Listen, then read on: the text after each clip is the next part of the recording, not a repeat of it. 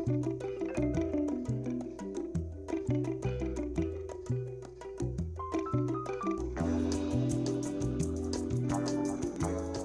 noite.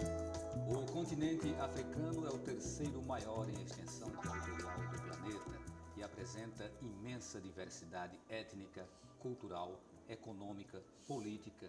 Subdivide-se em dois territórios conhecidos como África Mediterrânea ou Setentrional, onde se localizam os países islâmicos, e África subsaariana, povoada principalmente por negros de várias etnias. Nos últimos anos, o Brasil vem buscando aproximação com nações africanas, sobretudo as que participam da CPLP, Comunidade dos Países de Língua Portuguesa. O objetivo é estreitar relações, estabelecendo cooperação nos setores da ciência, tecnologia, saúde e educação. Para marcar a passagem do dia 25 de maio, considerado o Dia Internacional da África, instituído pela ONU, o Opinião Pernambuco debate sobre as questões do continente. E nossos convidados são Arnaldo Sucuma, professor da Universidade Lusófona da Guiné-Bissau e coordenador da Associação Força Guiné; Marco Mondaini, coordenador do Instituto de Estudos da África da Universidade Federal de Pernambuco; Colin Darche, professor visitante da UFPE e pesquisador da Universidade de Cape Town, na África do Sul. Bem, vamos então fazer essa homenagem, mas também discutir os problemas que envolvem o continente africano. Arnaldo Sucuma, quando a ONU escolhe o dia 25 de maio como sendo o Dia Internacional da África, isso é estratégico, isso cumpre um papel político e social. Eu gostaria que você, como representante da Guiné-Bissau, falasse um pouco sobre a escolha dessa data. Boa noite, Valdir. Boa noite, meus ilustres professores e meu orientador, professor Marco Mondaini e professor Colin Darche. E gostaria de cumprimentar também a todos os telespectadores que neste momento estão nos assistindo. Em nome da Força Guiné, da nossa associação, agradeço o convite da TV Universitária e acho que a escolha dessa data, Dia da África, estrategicamente foi bem colocada, porque o continente africano, no período dos anos 70, a maioria dos países africanos já estavam independentes, a grande maioria. Mas foi um processo que iniciou nos anos 60, né, que tinha grandes líderes, Kwame Nkrumah, Amílcar Cabral, Julius Nyerere e várias outras lideranças, Nelson Mandela e entre outras. Portanto, isso facilitou um pouco um olhar para debater o que acontecia no continente africano em relação ao processo de colonização que acontecia no continente africano. Então, que é um outro tipo de colonização que teve uma ocupação militar, inclusive, que é diferente hoje, o novo patamar de colonização, conhecido como neocolonialismo. Portanto, isso trouxe um debate da África a nível internacional, junto da ONU e de outras instituições internacionais, para dialogar a África enquanto um continente que compõe vários países. Professor Colin Darche, qual é o conceito de neocolonialismo que a gente deve trabalhar hoje aqui nesse programa para um entendimento mais abrangente, inclusive para a população que no momento acompanha este programa Opinião Pernambuco? Eu acho que o aspecto mais importante é que as primeiras independências na década de 60 eram formalmente independências políticas, mas todo o controle econômico, controle dos recursos naturais que estavam identificados nesses países ficaram no controle dos países colonizadores. E só aconteceu a partir de 75, com a independência especialmente de Moçambique e Angola, que a gente começou a falar de independência sem descolonização, que é uma frase do intelectual moçambicano Aquino da Bragança. E o que eu pessoalmente entendo pela frase é que não havia havia uma tentativa de ter uma independência total, com uma política com uma transformação social também. Quer dizer, em vez de simplesmente substituir a cara branca do explorador por uma cara negra do explorador, era a tentativa de facto, melhorar a vida de toda a população. E isso não deu certo, quer dizer, esses projetos revolucionários foram agora abandonados, mas esse é o meu entender do conceito de neocolonialismo. E estamos agora sofrendo uma nova onda de dominação em várias outras maneiras. Marco, essa exploração secular e histórica do continente africano, em certo momento se tem a impressão de que vai se dar um salto, de que vai se dar uma guinada, mas quando você aprofunda o olhar, quando você aprofunda estudos, você percebe que a exploração ela faz parte da lógica de dominação dos países capitalistas, sobretudo dos países mais ricos, dos países europeus. Isso é uma visão realmente que permeia o âmbito da academia. Como que um estudo como aquele que você hoje participa, ele dialoga com esse tipo de assunto? Certamente isso que você disse é correto, enquanto uma visão de compreensão das relações de exploração que foram estabelecidas entre principalmente o continente europeu e os países africanos. Se a gente pensar como referência a diáspora africana, quer dizer, esse movimento que levou, as cifras variam, mas cerca de 25 milhões de negros africanos que se tornaram escravos e que foram espalhados por diversas regiões do planeta, 11 milhões desses no chamado Novo Mundo, nas Américas. A gente percebe isso no início da modernidade. Então, quer dizer, a relação de exploração com a África remonta aos inícios da modernidade. Então, a gente está falando aqui de século XV em diante, num processo que só vai se interromper no século XIX. Mas no século XIX se dá exatamente a partilha do continente africano pelas potências imperialistas, pelas potências ocidentais.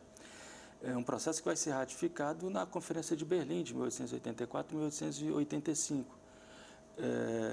Então, quer dizer, a história do continente africano é uma história que convive com esse sentimento de exploração, de violência, de forte violência contra as suas populações e que se reproduz, né, até o início do processo de descolonização, como disse Sukuma e também fez referência Collin, e que no momento em que esses países conseguem as suas independências, da década pós-Segunda Guerra Mundial até meados dos anos 70, né, na sequência disso se apresenta um novo cenário, que é de países que tiveram que, pela primeira vez, entrar em contato com o desafio de desenvolver as suas economias. Só que foram países que, a partir desse momento, passaram a contar com outro tipo de relação com essas potências ocidentais, que é a de exploração, principalmente dos seus recursos naturais, estabelecendo com eles, né, uma relação de ajuda, entre aspas, internacional, né, mas não há ajuda internacional que não tenha uma contrapartida. Né? E a contrapartida é uma outra volta no parafuso da exploração em relação a esses países. Ok. Arnaldo Sukuma, a Guiné-Bissau é um país que tem um IDH baixíssimo, parece-me que 11º IDH mais baixo entre 188 países. Inclusive, os países de língua portuguesa, eu verificava na minha pesquisa, que situam a sua grande maioria lá mesmo na ponta. Né? Você tem, acho que Cabo Verde, que é um IDH médio ainda, mas Moçambique, Guiné-Bissau, a própria Angola também tem um IDH baixo. A realidade da Guiné-Bissau é uma realidade muito, muito triste. A gente vê um país não diria sucateado, mas um país abandonado, um país sem um apoio devido e sem um olhar externo sobre ele. Isso a gente remonta à questão da descolonização, não, da independência do país lá em 73, mas depois disso ele começa a ter uma sucessão de tentativas de golpe, né, de guerra civil, ou seja, o país não consegue se encontrar. Isso impacta, de certa forma, no desenvolvimento do país. O progresso ele é travado por questões internas e externas, numa mesma proporção, ou apenas essa falta de uma política externa é que estaria transformando esse país num país pobre, como é o caso da Guiné-Bissau? Olha, tem dois lados aqui. Tem a questão interna e questão externa. Realmente, Guiné-Bissau, hoje, no Índice de Desenvolvimento Humano, ela ocupa a 11ª posição, ou seja, é uma situação preocupante, realmente. E sobre a divulgação também dos dados que a ONG Transparência Internacional apresenta no Índice de Percepção de Corrupção, está 158, ou seja, a percepção da corrupção ela é muito alta, entende? Então, um dos problemas que a Guiné-Bissau enfrenta hoje já era colocado enquanto preocupação pelo Amílcar Cabral, que é líder da independência da Guiné-Bissau e de Cabo Verde, que era um país único que se dividiu em 75 com a independência de Cabo Verde. A Guiné-Bissau, depois da independência, antes da independência, tinha um projeto político de Estado, inclusive vinculado ao modelo socialista.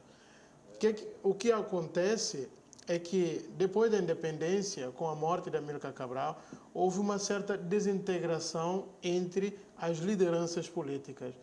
Porque, naquele momento, você já não tem o colonizador para culpabilizar. Você tem um cidadão irmão que está gerindo o país. A forma de luta mudou. A questão de tolerar o próximo, que é líder nacional, acabou complicando a situação de gestão do país. Nos anos 1980, houve o primeiro golpe militar. O presidente que entrou no poder, Nino Vieira, ficou no poder até 98, com a Guerra Civil, um golpe de Estado. E de 98 até hoje, nenhum governo democraticamente eleito terminou o seu mandato. Estamos falando de um país que, semana passada, o presidente derrubou o governo e gerou uma crise de novo no país. Ou seja, se você vê, é difícil um país como a Guiné-Bissau desenvolver a curto prazo, tendo esse histórico de instabilidade política e os projetos de desenvolvimento preconizados na luta de libertação não estão conseguindo sendo colocados na prática por dois motivos. A classe política nacional carece de uma agenda de debate nacional sobre o desenvolvimento do país que envolva diversas forças. E aí, atrelado a isso, você tem interesses internacionais. Se nós pegamos a Guerra Civil em 98, houve inclusive denúncia de tropas franceses envolvidos naquela guerra, com fotos divulgadas pelo mundo. E a Guiné-Bissau vem contribuindo através de suas riquezas naturais, caso de madeira, com a participação de vários países, inclusive a China é um dos maiores exploradores da madeira na Guiné-Bissau. Ok, vamos ouvir um pouco o professor Colin. Professor, a sua realidade é de uma África que fala o inglês, né? De uma África do Sul que fala o inglês, e que teve uma questão muito séria, que foi a luta, né, do apartheid. E aí chega o Nelson Mandela e começa a imprimir um novo modelo de gestão, e estabelecer, inclusive, uma nova política com as outras nações, uma nova relação com os outros países. No entanto, a gente verifica que esse IDH, que esse Índice de Desenvolvimento Humano, ainda é mediano, né? A gente não vê ainda a África do Sul como uma grande potência, muito embora durante as Olimpíadas que aconteceram, a Olimpíadas na Copa do Mundo que aconteceu, o que se mostrava aqui era apenas o lado avançado daquele país. Qual é a realidade? A África do Sul, ela estagna depois de Nelson Mandela? Ela continua na sua tendência de crescimento, de desenvolvimento? Qual é hoje a realidade do país? Bom, se eu posso voltar um pouco para trás. O problema com o apartheid, havia duas interpretações ou linhas de análise principais sobre o caráter do apartheid. Uma era uma linha de análise liberal, que diz que, bem, o apartheid é uma forma de exploração que não foi necessário para a sustentabilidade do capitalismo no país. Quer dizer, se vai ser possível afastar o apartheid, ter uma forma de democracia sem a entrada de questões de raça, e tudo vai dar certo. Outra linha que se desenvolveu na meados da década de 70, acerca do Harold Wolpe, que foi um professor sul-africano em exílio na Inglaterra, diz que, não, o apartheid é um elemento absolutamente essencial da sustentabilidade do capitalismo sul-africano. Porque o que o apartheid fez foi mandar a reprodução da classe operária para os bantustões, para as zonas, nomeadamente, hipoteticamente independentes, onde as mulheres e os filhos dos trabalhadores nas minas, nas fábricas, etc., tinham que sobreviver com a agricultura. E estas duas linhas de análise ainda estão em concorrência, porque nós não sabemos qual será, de facto, o resultado. Se o capitalismo periférico na África do Sul tem como se sustentar ou não. E o outro aspecto é que a questão do que aconteceu com as negociações e com a queda do apartheid, e tomado depois do Mandela, e a eliminação das formas de discriminação racial juridicamente definidas, quer dizer, existiam bairros em que só os brancos podem ter casas. Foi proibido um casamento entre pessoas de raças diferentes. Foi proibido até relações sexuais entre pessoas de raças diferentes. Uma série deste tipo de controle absoluto. Cada pessoa foi classificado como pertencendo a uma determinada raça. E o que aconteceu, no meu entender, com as negociações, era que, de facto, o ANC, o CNA, o Congresso Nacional Africano, foi apropriado pelo regime de apartheid para acalmar a situação, porque a economia estava em declínio nos 3 décadas anteriores e a situação era insustentável para os grandes empresários. Desculpe. E o que aconteceu era exatamente isso, que aconteceu uma estabilização da situação em termos de relações de propriedade, sistema capitalista, etc. Não houve nenhuma mudança, reforma, revolução social. As relações sociais se mantiveram da mesma maneira como antes do fim do apartheid, só que todo mundo tinha o direito de voto. Que foi não estou dizendo que isso não foi uma grande vitória, era uma conquista muito importante.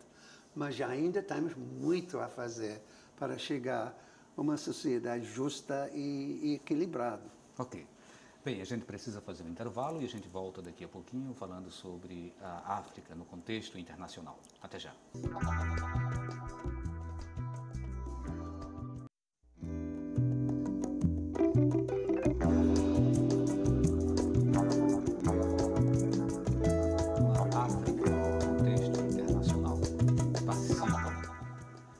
Participam do programa hoje o Arnaldo Sucuma, que é coordenador da Associação Força Guiné, o professor Marco Mondaini, que é coordenador do Instituto de Estudos da África da Universidade Federal de Pernambuco, e o professor Colin Darche, que é pesquisador da Universidade de Cape Town, na África do Sul, e também professor visitante da UFPE. Professor Marco Mondaini, as relações bilaterais entre Brasil e África do Sul, elas também pareceram ganhar um bom fôlego nos últimos anos. E agora a gente está vivendo um momento bem complicado na política brasileira e é possível que isso acabe afetando essas relações. Eu estou colocando que é possível, e aí eu transformo isso em pergunta: é possível? É muito provável. Um dos pontos mais importantes dessa contraditória experiência de governo que foi o governo Lula, os 8 anos de governo Lula, um dos pontos mais elevados, né, se deu exatamente no campo das políticas internacionais, das opções no campo das relações internacionais. Porque fez-se uma opção pelo fortalecimento da cooperação Sul-Sul. O estabelecimento e fortalecimento das relações do Brasil com países da América Latina, da Ásia e do continente africano. Existe um dado que eu acho que dá a medida da importância que foi atribuída ao continente africano durante os 8 anos do governo Lula. O presidente Fernando Henrique Cardoso, em 8 anos de governo, visitou apenas 2 vezes a África. Uma visita a Angola e uma visita à África do Sul. Nos 8 anos de governo do presidente Lula foram feitas 33 visitas. O embaixador Celso Amorim, ministro das Relações Exteriores do Brasil, visitou 60 vezes o continente africano. Praticamente metade das embaixadas brasileiras existentes hoje no continente africano foram criadas no decorrer do governo Lula. Ora, isso dá um sinal da preocupação do governo brasileiro em relação à África. Há um discurso muito importante do presidente Lula, que é marcado por uma parte retórica, mas que há também a revelação de uma parte de uma intencionalidade, que é quando ele falava da necessidade do Brasil pagar uma dívida histórica com a África. Ele se referia, evidentemente, à escravidão. Um dos elementos que pautou a relação do Brasil com a África e a América Latina foi o princípio da solidariedade. Bom, não é possível exagerar isso. Quer dizer, as relações diplomáticas do Brasil com os países africanos também dizia respeito a interesses comerciais brasileiros no continente. Foram vários os projetos que foram levados nas comitivas do presidente Lula, iam empresários. Algo que foi muito criticado, dizendo que Lula era um lobista. Veja, isso é normal das relações diplomáticas, quando um presidente visita um outro país, levar os seus empresários para pensar em projetos de cooperação, etc. Isso hoje, isso que eu considero, não apenas eu considero como um dos pontos mais importantes da experiência de governo do presidente Lula, está com os dias contados. Uma das primeiras entrevistas do atual ministro José Serra, que é claramente contrário à cooperação Sul-Sul, foi de se fazer um levantamento dos custos das embaixadas do Brasil na América Latina e na África. Há por trás disso, evidentemente, a ideia de que custa muito ao governo brasileiro manter embaixadas num continente que talvez não seja mais do interesse da política externa brasileira, já que há necessidade, há uma intencionalidade de redirecionar os interesses brasileiros para a tradicional relação com o norte do mundo. Essa é uma má notícia. É uma pena, né? Mas vamos seguir o nosso programa. Sei que só sobre isso a gente poderia aqui se prolongar durante bastante tempo, né? Vários minutos ou horas. Mas assim, a gente precisa falar também sobre o evento, o Diálogos Brasil-África, que a universidade, através do Instituto Brasil-África está realizando nos dias 23, 24 e 25 de maio.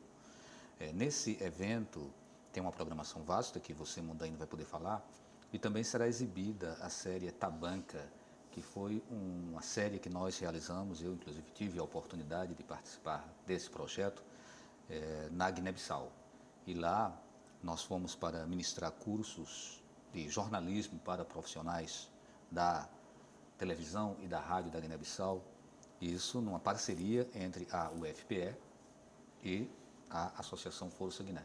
Então a gente vai exibir um trechozinho do primeiro programa, que são 3 programas, e depois a gente dá prosseguimento ao nosso debate. Inclusive, repito, essa série ela vai ser exibida em 3 momentos, cada dia vai ser exibido um programa lá no evento da Diálogos Brasil-África na UFPR. Então vocês vão ter a oportunidade de ver lá antes mesmo de assistir no ar.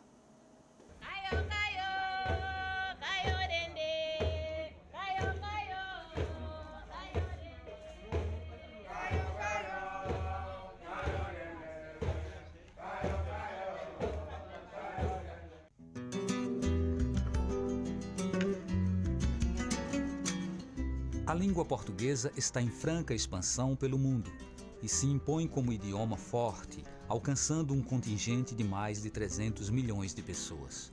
Na Guiné-Bissau, que tem 1,5 milhão de habitantes, o português é a língua oficial. Por ser colônia de Portugal, a língua se instalou e se expandiu com um sotaque um pouco diferente do brasileiro e do português, mas compreensível em muitos aspectos. Em 1986, foi instalada a Embaixada do Brasil na Guiné-Bissau. A partir dessa iniciativa, intensificaram-se as relações entre os 2 países. No mesmo período, também foi criado o Centro Cultural Brasil-Guiné-Bissau, que tem como um de seus principais objetivos a valorização da língua portuguesa. A língua portuguesa para nós é um objeto de grande preocupação e grande trabalho. O Centro Cultural Brasil-Guiné-Bissau é substancialmente mantido pela Divisão de Promoção da Língua Portuguesa do Itamaraty. As pessoas dizem que o português do Brasil é um português que conseguem aprender mais facilmente por causa do seu sotaque, da sua melodia. E as pessoas também veem, por esse veículo da língua, uma maneira de se integrarem e, almejando, perspectivando para o futuro, irem estudar para o Brasil, fazerem seu ensino superior, na grande parte dos casos. E para nós é muito importante essa questão da língua em matéria de integração, sobretudo num país como a Guiné-Bissau, que é um país de língua oficial portuguesa, mas a língua falada no cotidiano, na rua, não é o português ainda, é o crioulo por grande parte da população, embora nem mesmo o crioulo seja uma língua que toque toda a população guinense. Nas tabancas, nas aldeias mais distantes, mais no interior do país, às vezes nem o crioulo é falado, é uma língua étnica. Então, sendo o país um país de língua oficial portuguesa, e o governo comunicar oficialmente, a nível português, os meios de comunicação social também, nós temos essa preocupação que é trazer cada vez mais e difundir cada vez mais essa realidade da língua portuguesa. Arnaldo Sucuma, você esteve também lá, né, durante essas gravações. E aí a gente percebia realmente assim, uma intenção muito grande de alguns estudantes, de profissionais, em se aproximarem mais do Brasil. E, inclusive, me parecia que eles conhecem mais o Brasil do que muitos brasileiros conhecem a África. Depois o professor Mondaíno coloca essa questão, que é muito séria, de que essa relação, esse intercâmbio, essa bilateralidade, ela se coloca numa situação muito delicada. Essa preocupação, ela já chega ao teu país? É verdade, ela chega na Guiné-Bissau e, sobretudo, nas camadas mais jovens quadros que estudaram no Brasil e os que pretendem vir estudar no Brasil.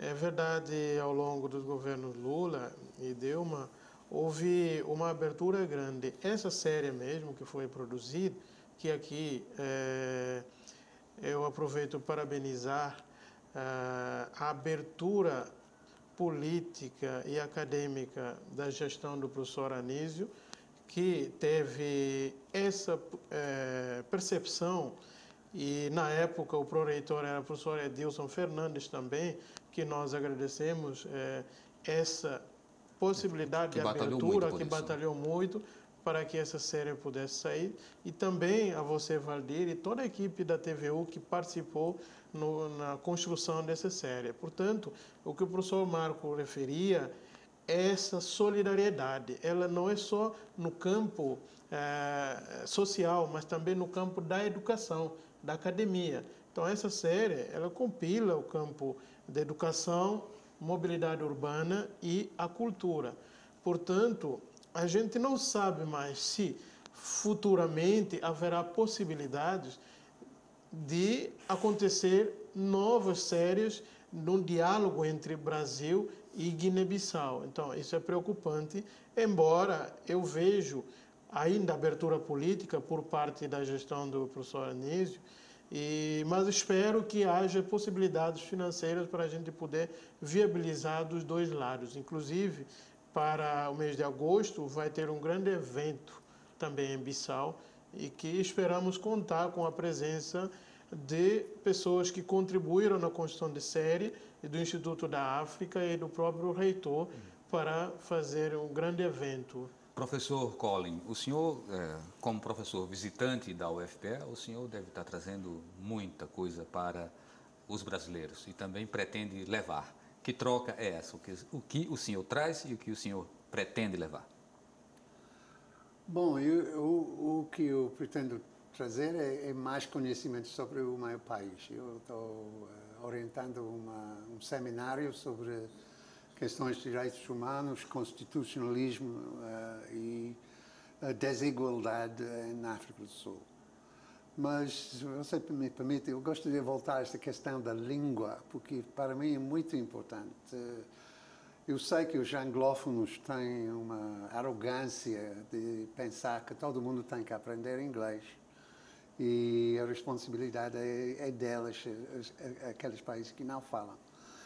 E para nós na África do Sul, temos dois países vizinhos, Angola e Moçambique, que são lusófonos. Nós somos membros do BRICS, esta aliança com o Brasil e outros países, mas na minha universidade não temos um pequeno curso de português que é pago pelo embaixador de Portugal. O Instituto Camões manda os fundos para este pequeno curso. E instrumental não tem grande apoio, mas temos departamentos de italiano, de alemão, de latim, até, mas nós não estamos a ensinar português para os nossos académicos, deixando ao lado a população em geral. Portanto, eu sou aqui porque porque eu sou um dos poucos sul-africanos que fala português. Na minha universidade éramos dois e nós dois somos ambos aposentados agora. Portanto, a responsabilidade, eu acho que cabe aos países lusófonos para fazer uma extensão fora dos países, dos PALOPs, os países africanos de língua oficial portuguesa, para tentar também, quer dizer, criar uma consciência, um entendimento que também, para trabalharmos com o Brasil, temos que também falar um pouco da língua nacional. Certo. Dentre tantas questões para a gente levantar, eu estava meio angustiado, né, de pensar que talvez a gente não pudesse aprofundar nem um pouco essa questão da lusofonia. Até porque é um tema assim, que eu particularmente considero ainda pouco difundido, né, entre nós portugueses. Sobretudo nas escolas, né, no ensino médio não se fala, no ensino fundamental não se fala. Enfim, na própria universidade tem muitos cursos que ignoram completamente a importância de se discutir a lusofonia, de se discutir esse elo que se fortalece a partir do momento em que nós temos um idioma comum. E aí, professor Mondaini, como você é o próximo a falar dentro desse nosso debate, até que ponto essa língua portuguesa que hoje envolve os países da CPLP, né, que se unem com o pretexto de que falam o mesmo idioma. Até que ponto isso é um instrumento político, um instrumento que possa impulsionar essas nações a se inserirem de uma forma mais consistente no contexto das relações internacionais? Lembrando que o português hoje tem mais de 300 milhões de falantes no mundo, né, que é um número já considerável. Onde a linguagem tem como função, antes de mais nada, é aproximar as pessoas, aproximar os povos. A construção dos PALOPs, a construção da comunidade de língua portuguesa é um passo institucional no sentido de aproximar esses povos que partem de tradições históricas, têm particularidades históricas que os distinguem entre si, mas que guardam em comum o fato de falarem a língua portuguesa. E se a gente pensar, por exemplo, é uma forma de responder à tua pergunta, de dialogar em torno da importância da língua portuguesa. Se a gente pensar da grande contribuição dada na aproximação em relação à realidade africana ou de alguns países africanos, o papel desempenhado por escritores como Mia Couto, que representou para nós uma forma de nos aproximarmos, ainda que dentro desse quase realismo fantástico da sua obra, mas que teve um papel fundamental para que o Brasil conhecesse mais Moçambique, ou que aguçasse seu interesse em relação a Moçambique. Se a gente pensa, por exemplo, na obra do Agualusa, em relação a Angola, Walter Hugo Mãe, quer dizer, a língua tem um papel fundamental de aproximar, de estreitar as relações existentes entre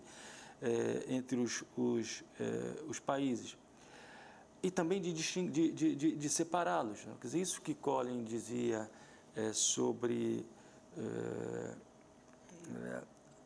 a falta de difusão da língua portuguesa na África do Sul certamente se torna um empecilho para a aproximação.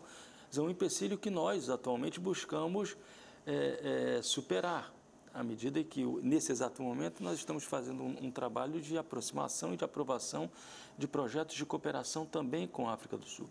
Isso certamente acontecerá em relação aos países francófonos e outros países anglófonos. Quer dizer, isso que o Collin disse sobre a ausência de professores que falam a língua portuguesa na África do Sul também é um problema que nos acomete. Quer dizer, a falta de estudantes e até mesmo de professores que têm domínio da língua inglesa. O que faz com que isso que é importante, a nossa aproximação, a aproximação do Brasil em relação a Angola, Moçambique, Guiné-Bissau, Cabo Verde, São Tomé e Príncipe, Timor-Leste, Goa, né, que falam a língua portuguesa, essa aproximação, ela pode correr o risco de se tornar, na verdade, um isolamento, à medida em que nós não conseguimos também estreitar laços com outros países africanos que falam outras línguas em função do processo de colonização, a língua inglesa, a língua francesa e assim por diante. Então, a língua tanto pode nos aproximar quanto pode nos separar. Houve uma... Okay. Só complementando. Arnaldo, a gente precisa fazer um intervalo, tá? Aí, na volta a gente continua contigo, ok? Então a gente volta daqui a pouquinho.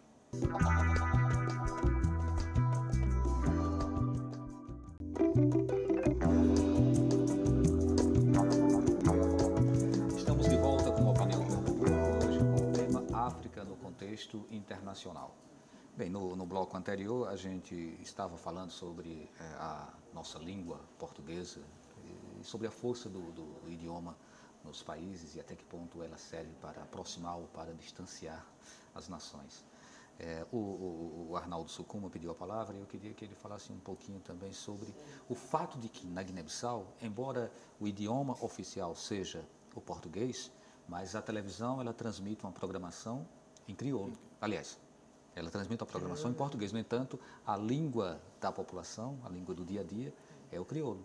Nas ruas a gente não vai encontrar as pessoas falando português, a não ser que a gente aborde alguém que fale o português. Idem nas emissoras de rádio, que está lá é o crioulo. A música predominantemente crioulo. Então, dá-se a impressão de que o português é língua de colonizador, não é a língua da identidade nacional. Isso é problema, não é, Arnaldo? Exatamente, é um problema. Só complementando a fala do professor Marco, sobre a questão da disseminação da língua portuguesa, houve um avanço, mas ainda tímido realmente, que aconteceu no ano passado, em julho, que o país chamado Guiné Equatorial, que fala espanhol e francês, que passou a ser membro de direito na CPLP. Mas ainda é tímido, é preciso realmente avançar. Agora, há uma contradição aqui, como você colocou. Na Guiné-Bissau, a maioria das pessoas falam crioulo, entende? A não ser que você aborde na escola, noticiários de rádio e TV, tem em crioulo e tem em português. Então, há uma certa resistência em relação à língua portuguesa, mas também há o problema no campo de política educacional em termos de materiais em português, divulgação e tudo. Então, há essa contradição que acontece na Guiné-Bissau, mas a língua mais falada não é português, mas sim a língua crioula e mais as línguas étnicas. Porém, a língua portuguesa é oficial para a construção de documentos e etc. Portanto, é um desafio grande que cabe à CPLP desenvolver trabalhos respeitando as línguas que representam a identidade. É claro que pode existir várias identidades no país, como existe realmente. Então, isso também cabe no campo linguístico para aproximar. A linguagem ela é fundamental no diálogo entre as pessoas de vários países que falam a mesma língua. Então, é possível, e eu defendo realmente essas identidades, porque a África, continente com mais de 50 países, já possui na sua gênese a dimensão de várias identidades. Arnaldo, nosso tempo realmente vai ficar curto no programa, a gente precisa falar ainda mais um pouco sobre o seminário, e eu queria, pegando esse gancho que você coloca em relação a essas várias identidades. Costuma-se dizer Brasil e África. Você conhece a África? O que é que você conhece da África? Então, causa a sensação, às vezes, de que a África é um único país. E a África, como você mesmo disse, são 55 países. Você tem uma África subsaariana e você tem uma África setentrional que tem uma matriz islâmica muito forte. Então, professor, que África é essa que nós devemos perceber? Bom, eu acho que a primeira coisa a dizer é salientar a artificialidade destes Estados que existem atualmente na África, porque muitas vezes as fronteiras foram simplesmente colocadas no mapa por decisão dos poderes europeus. E, em certa medida, estávamos a assistir, nestes últimos anos de pós-colonialismo, numa desconstrução, desmontagem destas fronteiras. Eu cito a guerra da Nigéria com Biafra na década de 60, que foi uma tentativa de separação de uma comunidade definida linguística ou etnicamente do conceito artificial, como eles entenderam, da Nigéria. Temos depois a separação da Eritreia, da Etiópia, após uma guerra de 30 e tal anos, muito trágico. E temos essa divisão do Sudão, agora, recentemente, em dois países, Sudão do Sul e o Sudão que resta. E existem várias outras situações que podem, talvez, levar a uma situação de divisão. A República Democrática do Congo, por exemplo, é evidente que Kinshasa, que é o capital, não controla as províncias orientais na fronteira com Ruanda e Uganda, onde houve guerras de milícias, etc., na base de controle de recursos, mais uma vez. Eu acho que, quer dizer, esta questão de identidade está muito contenciosa, estamos tentando resolver isso por vários meios. E eu não vejo uma solução. Mas a artificialidade de construção do Estado é um dos nossos maiores problemas. Ou seja, nós precisamos colocar a África, os países africanos e suas realidades mais na nossa pauta. E o evento, o Diálogos Brasil-África, ele cumpre, de certa forma, um pouco esse papel. Talvez não deva acontecer apenas uma vez no ano. No entanto, este ano ele acontece de 23 a 25. E de que forma ele acontece, professor Mondaini? Eu gostaria de ressaltar isso que você acaba de dizer. Na verdade, o Instituto de Estudos da África, da UFPE, tem a intenção, e já está colocando isso em prática, de realizar um Diálogos Brasil-África a cada bimestre. Já aconteceu um Diálogos Brasil-África no mês de março, por ocasião do Dia de Combate ao Racismo. Acontece agora no mês de maio, em função do Dia Internacional da África, e acontecerão outros 2 diálogos Brasil-África no mês de setembro, que é digamos, uma criação nossa, quer dizer, serão diálogos Brasil-África em função da Primavera Africana, e, por fim, em novembro, um Diálogos Brasil-África no Dia da Consciência Negra. Então, a ideia é que nós organizemos, o Instituto organize anualmente 4 seminários, 4 Diálogos Brasil-África, sempre com a participação de professores e pesquisadores da região Nordeste, do Brasil, de outros estados do Brasil, e também de convidados internacionais. Quer dizer, há uma marca internacional forte e que procura, na medida do possível, dar continuidade com uma ponta de esperança dessa necessidade de se refletir, de colocar em prática, em termos acadêmicos, esse princípio de internacionalismo solidário que marcou essas diretrizes da cooperação Sul, não obstante a mudança de ventos.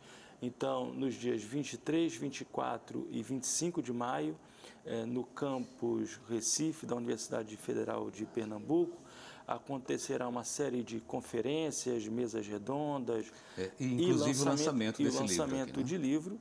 Mais um livro da série Brasil-África, que é vinculado ao Instituto de Estudos da África, da UFPE. Nessa ocasião, nós lançaremos o 2º livro da coleção Clássicos, um livro da socióloga sul-africana, Ruth First, quando ela era a diretora de pesquisa do Centro de Estudos Africanos da Universidade Eduardo Mondlane, em Moçambique, que realizou um clássico, coordenou um clássico do pensamento africano sobre trabalho migratório na África Austral. Certo, o tempo está chegando ao final e para dar uma certa leveza, muito embora o que a gente vá ouvir também tenha um conteúdo político, né, um conteúdo de alerta que chama a atenção para a realidade do seu país, a gente vai exibir um outro trecho da série Tabanca, e agora é um trecho mais que fala dessa relação do Brasil, aliás, das expectativas dos artistas que cantam na África em relação à projeção no mercado internacional. Inclusive, a gente muito pouco vê cantores africanos sendo executados em emissoras brasileiras, assim como a gente vê poucos ainda em muitos outros países. No entanto, lá na Guiné-Bissau, internamente as pessoas ouvem, mas nas emissoras de rádio a gente não ouve. Então, eu acho que falta uma política mesmo de aproximação. Tem muita coisa ainda a ser construída nessa relação. Vamos lá, então a gente vê aí um trecho da série Tabanca com o cantor Binha.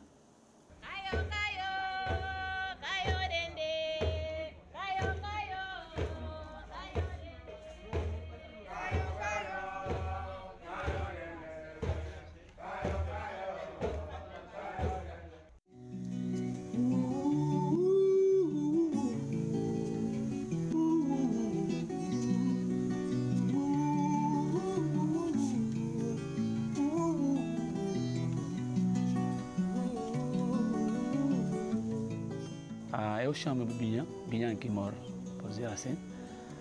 Eu sou cantor guineense.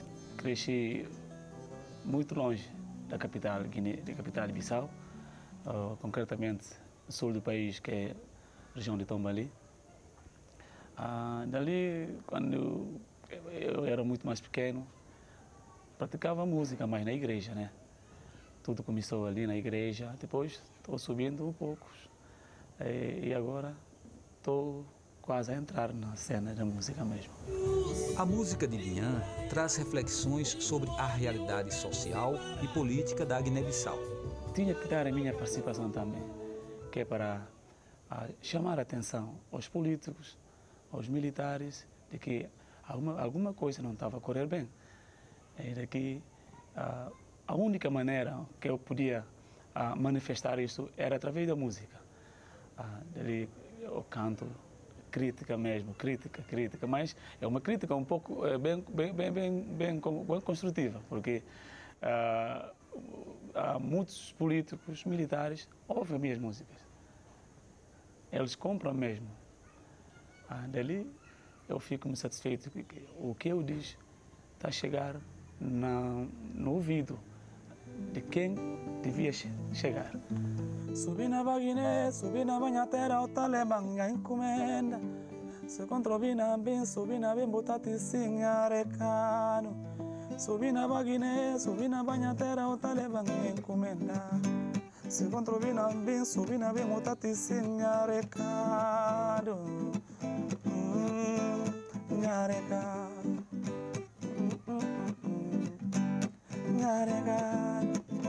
Guiné-Bissau.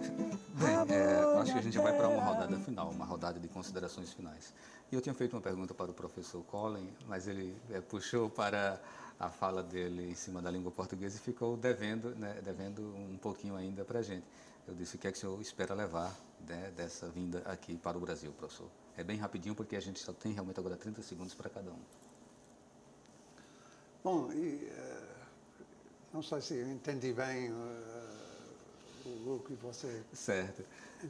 Eu perguntei, né, dessa sua vinda para o Brasil, né, o senhor está trazendo suas referências, suas bagagens, seus conhecimentos de lá do seu país, da África do Sul, e o senhor pretende levar de volta, né? Claro. Eu acho que a parte mais importante para mim é todo esse aspecto do diáspora africano, porque... Bom, eu estou interessado em todos os aspectos do Brasil, evidentemente, mas profissionalmente eu acho que a integração dos estudos dos diásporas em geral, mas especialmente do Brasil, com estudos africanos é uma coisa que falta. Ok, muito obrigado. Então, professor Marco Mondaini, rapidinho. Eu acho importante, para romper com visões esquemáticas, dogmáticas sobre o que significa a África, pensar que, e aqui eu repito uma expressão do Pierre Verger, o mais... Concluindo, professor, que a gente tem horário político agora na sequência. O mais africano dos franceses, né? Quer dizer, é importante olhar para a África para ver o Brasil. Ok. Arnaldo? Duas frases, talvez. Bom, eu acho muito interessante que haja continuidade de vários debates sobre a África aqui. Ok. Tá bom. Então, muito obrigado a vocês, obrigado a você que nos acompanhou também. O Opinião Pernambuco de hoje fica por aqui. Até o próximo programa.